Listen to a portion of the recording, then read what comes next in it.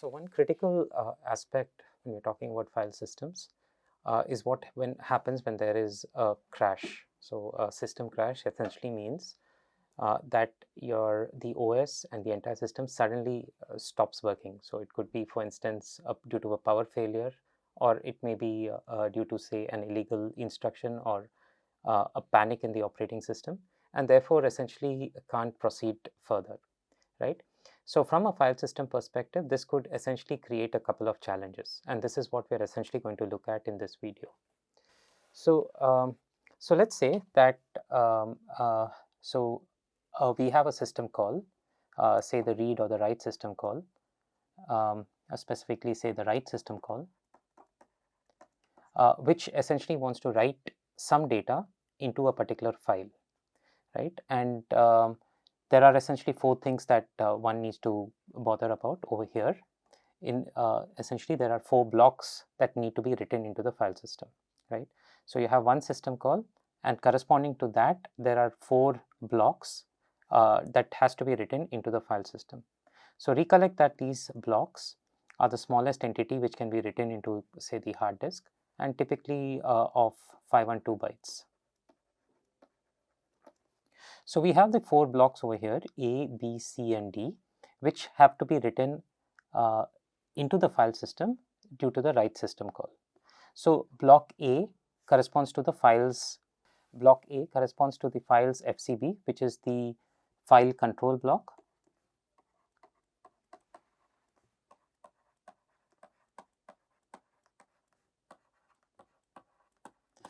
The file control block essentially comprises of metadata related to the file, for example, the size of the file and things like that, right? So block B corresponds to the directory in which the file is stored, right? So when a file is essentially stored in a particular file system, the corresponding directory in which it's stored should also be updated.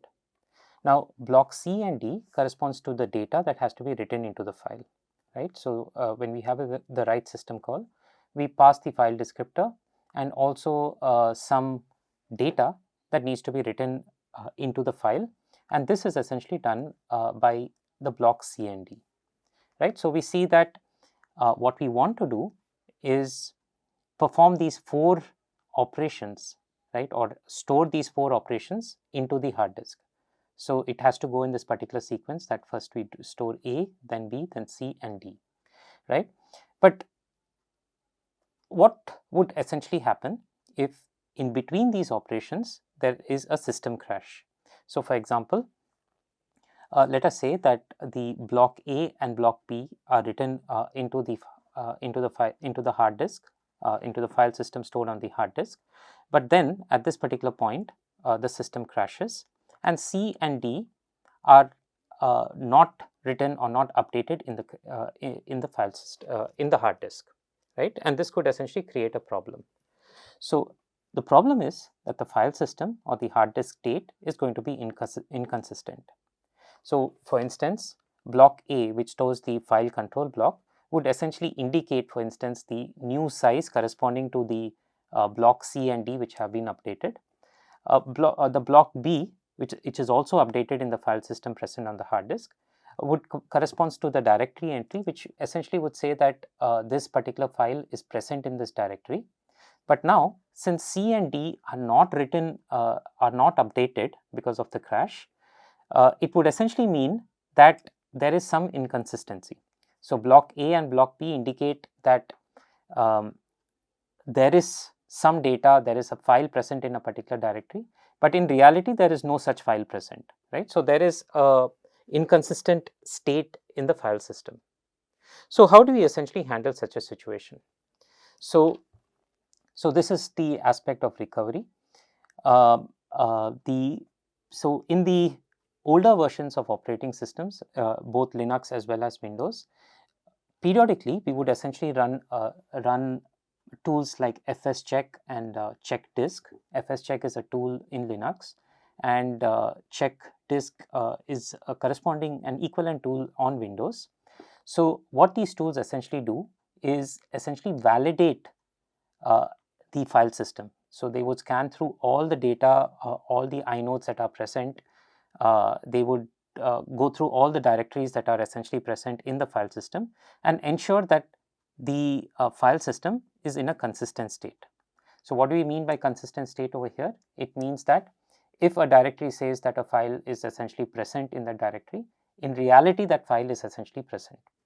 Another thing could be that, say, if the directory says that the file size is, say, of 1 kilobytes, then the file size is indeed 1 kilobytes and not less than that, right? So these kind of checks need to be done in the older versions of these operating systems to ensure that the file system is always in a consistent state, right?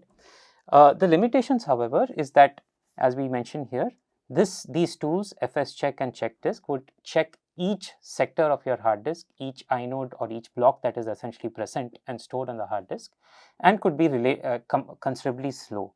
So in these older versions of Linux, for instance, it would take several hours in some cases to actually validate the entire hard disk or to check the consistency of the entire hard disk.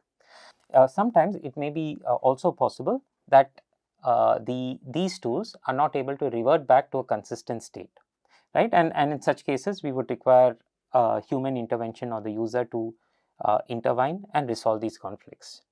Luckily, modern day operating systems do not have to bother about this due to a technique known as journaling that is essentially present and implemented in most file systems, right? So the idea here is to essentially use a log-based recovery method to ensure that even when there's a crash of the system, the file system on your hard disk is in a consistent state, right? So current versions of Linux support these journaling file systems. There are multiple versions of it that are supported, but the basic idea is that they make use of logs to ensure the consistency of the file system. Okay, so there are essentially 4 steps that are involved at a very abstract level in a journaling based file system, right? So when a system call is invoked, this is the first step. When a system call like the write system call is invoked, all the metadata changes are written sequentially to a log and the system call returns. So notice this very important point, right? So what we are essentially saying over here is that when there is an operation to the hard disk, or rather when there is some buffer or some data that needs to be written to a hard disk, it is first written to a log in a sequential manner, right? So what is this particular log? So in the hard disk, if I actually draw the hard disk as, let's say, a flat thing like this, certain area of the hard disk is essentially maintained as the log, right? So even though that the file that needs to be written or the data that needs to be written may be essentially present here, but the first step is when the data, for example, A, B, C and D, the 4 blocks that need to be written, are first transferred to the log. Okay. The second aspect is that log entries corresponding to a single operation is called a transaction.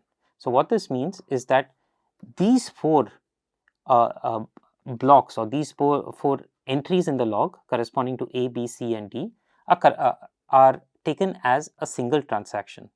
And the idea here is that we want to ensure that these 4 operations or these operations within a transaction are atomic in nature.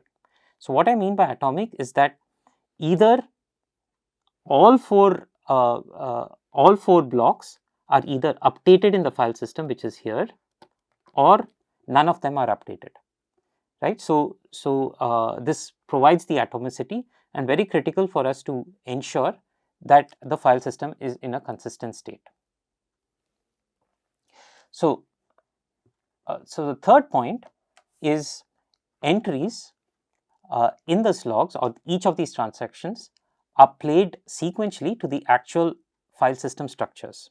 So what we have done now is that with the first step, we have written each of these blocks into the log, and we are calling this particular log, these particular blocks of data as a transaction. In the third step, we are essentially moving this block from the log into the actual file system structure, right? So,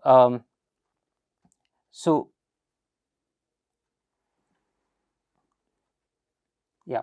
So, as mentioned, so this operation of copying to the log and then moving to the file system is essentially atomic. So, either all four of these blocks are copied into the file system, or none of them are copied, right? So, if the system crashes and if the log has more than one or more entries, it means that the OS has committed the operations, but file system is not updated. So, we will go into a bit more detail. We will take an example of how this thing can be actually realized in a very simple manner, and we will show how this can be essentially utilized to create a consistent file system, right. So, again we take the example of writing 4 blocks A, B, C and D, and as we have mentioned that this is the transaction, and these and within the hard disk we have this separate region called the log. So, the 4 steps involve the following. So, first we introduce a flag called complete, right, and initially we set this complete to 0, right, and also we have the 4 blocks A, B, C and D. So, in the first step, the complete along with the 4 blocks are written in the log. In the second step, the value of complete in the file system, that is in the log, is essentially set to 1. So, what we have here is first 0 and then the 4 blocks A, B, C, D. So, this is what the first step achieves. In the second step, we replace this 0 with 1 to indicate that the log has essentially been updated. In the third step, we move this, or we copy these A, B, C and D blocks from the log into the file system, right. And finally, in the fourth step, we change the value of complete and set it back to 0 and clear the contents of the log. So, and clear the contents of the log and essentially set the value of complete to 0. Now, let us see how this essentially helps ensuring consistency in the file system, right. So, here are the 4 steps just to summarize, and these 4 steps are essentially done sequentially. So, first is the step 1 where we copy blocks to the log, first the complete, then a block and then the A, B, C and D. Second step is where we set complete bit to 1, and third step is to copy from the log to the file system, and finally the fourth step is to set complete to 0 and remove A, B, C and D blocks from the log, right. Now, let us assume that the failure occurs over here, right. So, the step 1 is going on, or the step 1 has completed, but step 2 has not yet started, right, and during this period the system has essentially crashed. So, when you restart the system, the OS would look into the log, and it would essentially see that complete is set to 0, which means that it would essentially ignore any of these things. It would know that this transaction has not essentially started at all, and would essentially ignore the writing of A, B, C and D into the file system, right. So, notice that we have achieved a consistent state because A, B, C and D has not been essentially updated in the file system. So, the file system is essentially in a consistent state. Now, let us assume the second scenario where the failure occurs either in 2 or between 2 and 3, right. So, in such a case, when the system essentially restarts, the OS would essentially see that the complete bit is set to 1, right. So, if the complete bit is set to 1 and it has also seen that there is these blocks A, B, C and D present in the log, it would essentially continue with step 3 and step 4, right? So by the end of step 4, we have all the 4 blocks written in the file system, right? Again, in such case as well, the file system is in a consistent state. Now we'll consider the case where the failure essentially occurs between 3 at 3 or between 3 and 4, right? So in such a case, as before, when the system essentially boots up again, it would essentially find that the C bit, the complete bit, is set to 1, right? And as before, it would essentially continue with step 3. So even if few of the blocks A, B, for instance, have been updated in the file system, but C and D have not been updated in the file system, it would essentially redo the step 3 and recopy all the blocks A, B, C, and D into the file system, right? So by end of the booting of the OS, the file system in this case as well would be in a consistent state.